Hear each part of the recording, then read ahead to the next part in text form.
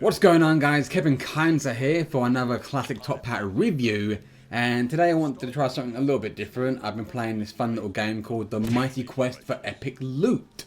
Now the game is currently in a closed beta state, and for that reason I won't be giving it a score, but I just merely wanted to give you my first impressions of the game in its closed beta state. Now the Mighty Quest for Epic Loot is a brand new free-to-play IP from Ubisoft. The game is described as a hack and slash game, but I think it's more of Dungeon Keeper meets a generic dungeon crawler. The game is unique in that it's the first to combine both of the genres together, but other than that it's pretty standard from what you'd expect from a dungeon crawler. Now the game is broken up into two halves, one half being that you implement traps, monsters, mazes and bosses into your castle to prevent enemy players from reaching your treasure room. Now building does take some time and increases with each rank that you upgrade it. You can speed up the process by using the cash up currency known as bling, but if you don't want to do that then it will take roughly between 20 to 30 minutes upgrading. The other half being the dungeon crawler aspect of the game, where you run through opposing players' castles, and these will also be filled with creepy crawlies and nasty trapdoors and bosses to prevent you from getting to their treasure room. You'll also have to clear the whole castle before getting to the gate, which then unlocks the treasure room. So if you've missed that one monster at the beginning of the castle, you're not going to get there in time because it's also set to a time limit. If you are successful though, you can loot 20% of the current player's gold and life force. If you're unsuccessful however, and you will be unsuccessful in some of your endeavours, you will have the option to revive or leave the castle. If you revive, the treasure door will automatically lock shut, but you can still complete the castle for extra bonus XP and gold for completing it. If you choose to leave, then the owner of the castle can actually loot your body, looting some gold and items that you dropped when you die.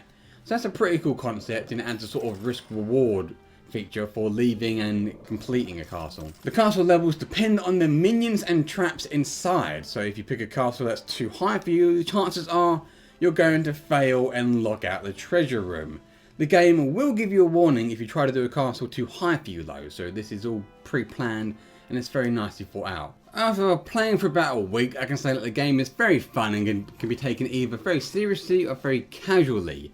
You can go serious and pump your castle full of crazy critters and the best bosses that you can possibly upgrade, or you can just keep it casual and loot a couple of dungeons before running off to work.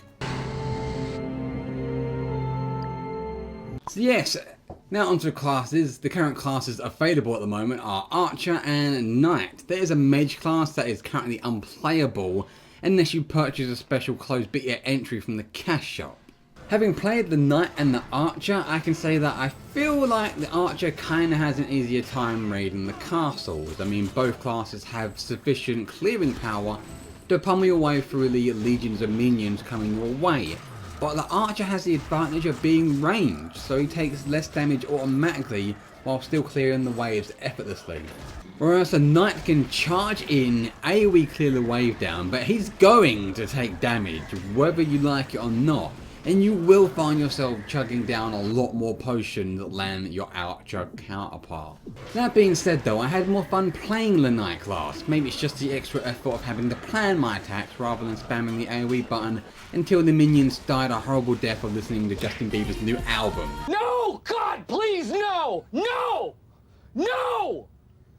No! I'm sure things change when you get to a higher level, and when I get to a higher level and the game's released, I'll do an actual review of the game, and we can find out what that button that says don't press this unless you really fucked up does. That unlocks at level 500. So we can look forward to that in the future. Now, because this is a free-to-play game, they have to support themselves for a cash shop, and while that's all fair and willy-nilly, I do feel that this game could suffer from pay-to-win syndrome like some games.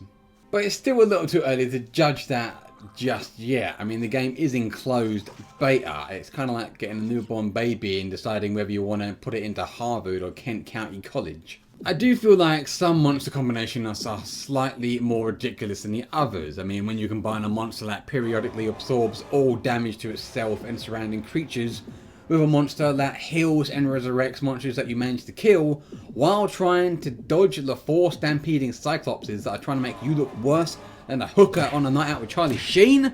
And what's that? the timer ran out, because that's only the first part of the freaking castle.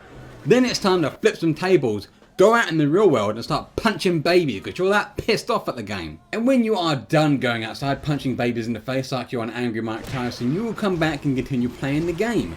Because it's quite fun and it makes you willing to jump face first into a goblin infested hellhole over again. And for what? For a super shiny chest piece that gives me 3 armor and 5 HP. And was it worth it? Yeah, it was worth it. You know why it was worth it? Because it made me feel like I earned that chest piece that had 3 armor and 5 HP. Yeah, it was a piece of crap grey item, but it made me feel like I earned it. And that's what dungeon crawling is all about. Repeating the same dungeon over and over again to get the best possible gear that you possibly can. Even if it's 1 stat added to your gear, it's still better than what you had. And that's what dungeon crawling is all about. Let's put this baby back on. There we go. So that's my first impressions of the mighty quest for epic loot, guys. Make sure to like the video, subscribe to the channel, follow us on Twitter, and like the Facebook page. And you can find links to all of them in the description below. You can also find a link to the Mighty Quest for Epic Loot website below as well. And make sure to check out the classic Tophat competition on the homepage, guys, where you can find out how to win £40 worth of Steam games. Stay classy, ladies and gentlemen. Stay classy. Oh, you don't Love me! Love me! Is that DuckTales they're playing in the background?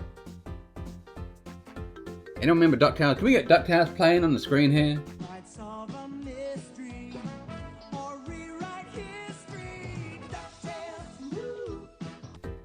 Okay, cheers.